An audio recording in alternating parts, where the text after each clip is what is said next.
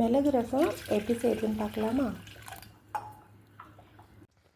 கொஞ்சமாக புளியும் தக்காளியும் தண்ணியில் ஊற வச்சுக்கோங்க.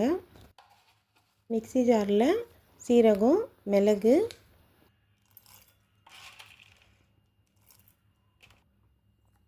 பூண்டு, கருவேப்பிலை, காஞ்ச மிளகாய் சேர்த்து நல்லா கொரகொரப்பாக இந்த மாதிரி கிரைண்ட் பண்ணிக்கோங்க.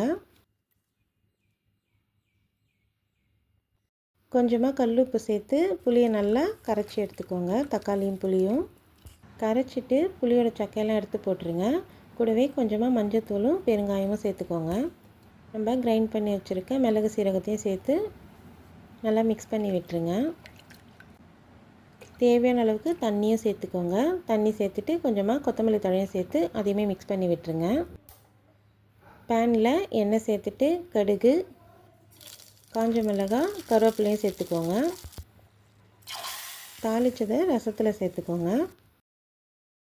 ஒரு கொதி வந்ததுக்கப்புறம் நிறுத்திடுங்க. மிளகு ரசம் ரெடி.